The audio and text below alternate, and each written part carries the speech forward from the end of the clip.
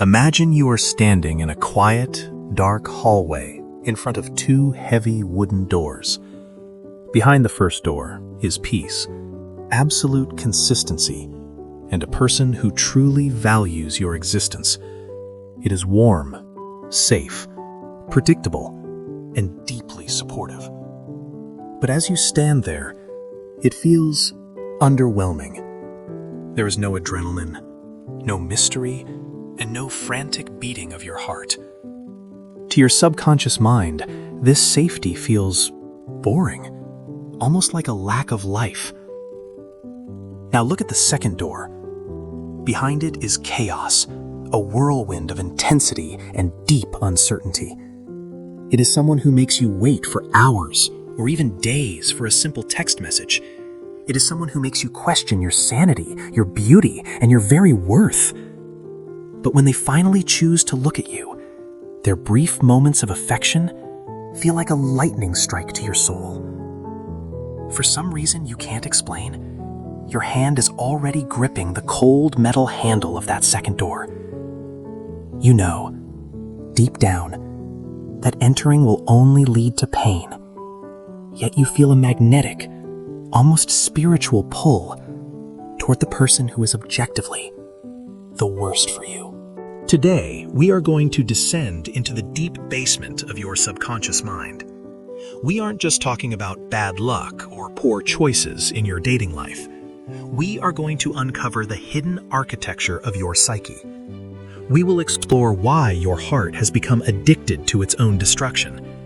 And we will learn why your nervous system has been programmed to mistake extreme anxiety for true excitement. We have all experienced this magnetic force at least once in our lives. You meet someone new, and suddenly the chemistry is so intense it feels off the charts. It moves fast, it feels urgent, and you tell everyone that it must be destiny or a soulmate connection. You call it a spark, a magical fire that validates your existence. But in the world of deep psychology, that spark is often not a light, it is a warning flare. When you feel an instant, overwhelming intensity with someone who is emotionally unavailable, it is rarely a sign of love. It is usually a sign that your trauma is recognizing their trauma across a crowded room. Your nervous system isn't feeling love in that moment. It is feeling the thrill of familiarity. It is the recognition of an old wound that is finally being reopened. Soon, that beautiful spark turns into a forest fire that starts burning your entire house down. They start to disappear without explanation. They gaslight your memories and make you doubt your own perception of reality. They keep you in a state of constant, low-level panic that you mistake for passion. Your logical mind screams at you to leave. Your friends beg you to run. But every time this person returns with a tiny, hollow crumb of affection, you find yourself staying. You are not weak. You are not stupid. And you are not a failure. You are experiencing a biological and chemical hijacking of your own human brain. To understand why walking away feels like an impossible task, we have to look at your brain's internal pharmacy. In a healthy, stable relationship, your brain slowly releases oxytocin, the hormone of bonding, trust, and long-term calm. It is like a slow-burning candle that keeps you warm through the night. But toxic relationships do not run on oxytocin. They run on pure, unfiltered dopamine. When a partner is inconsistent, sometimes loving, then suddenly cold and distant, your brain enters a state of intermittent reinforcement. This is the exact same psychological mechanism used by engineers to design slot machines in Las Vegas. If a machine paid out every single time you pulled the lever, you would eventually get bored and walk away.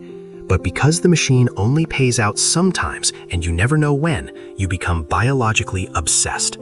You stay in the relationship because you are waiting for that next unpredictable high. You aren't actually in love with the human being standing in front of you. You are addicted to the chemical relief that floods your system when they finally stop being cruel for a moment. The high of their reconciliation feels 1,000 times more powerful because it follows a period of starvation and intense pain. You are gambling with your soul, hoping that the next conversation will finally be the one where they change forever. Why are some of us so much more susceptible to this trap than others? The answer lies in the blueprints drawn in the earliest years of your childhood. If you grew up in an environment where love was conditional, you learned a very dangerous lesson about intimacy.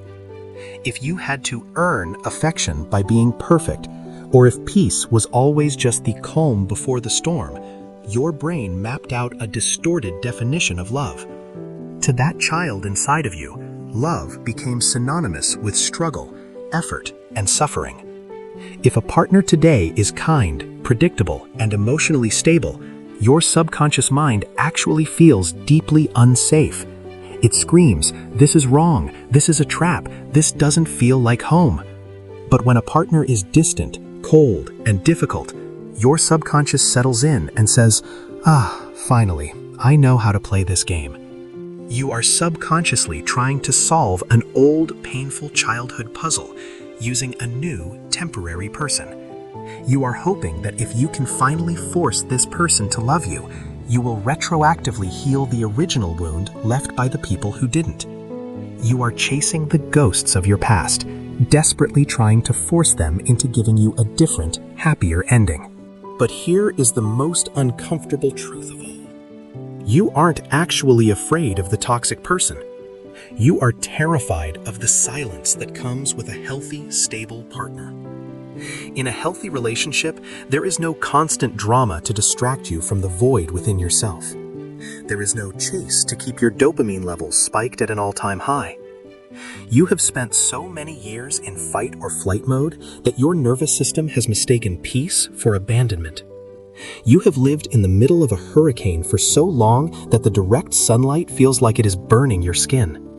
You ignore the green flags, the kind, honest, and available people, not because they are truly boring. You ignore them because they are terrifying. They require you to be vulnerable, while toxic people only require you to be hypervigilant. It is much easier to manage someone else's chaos than it is to look at your own internal stillness. So, how do you finally break this cycle and step out of the hallway? Healing does not happen by finding a better version of a toxic partner. It happens by retraining your entire nervous system to find stability and safety attractive. It starts with the brutal realization that the spark you chase is often just your anxiety wearing a fancy dress. You have to learn to sit with the boredom of a healthy person until you realize it isn't boredom, it is sanctuary. You have to stop asking why they are hurting you and start asking why you are still standing there with your hands open, waiting for crumbs.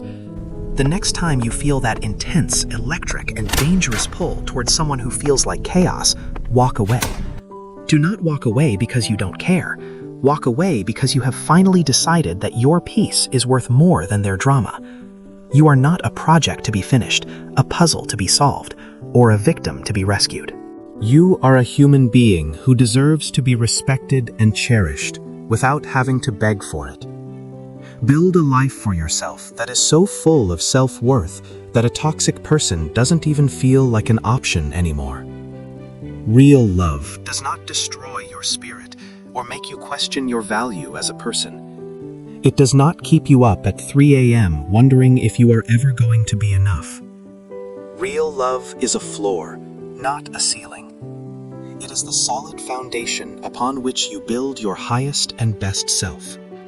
It is time to stop building your home on shifting sand and start building it on solid stone. Take a deep breath and look at the doors again. The door to peace is wide open, and it has been waiting for you this entire time. It is time to go home to yourself.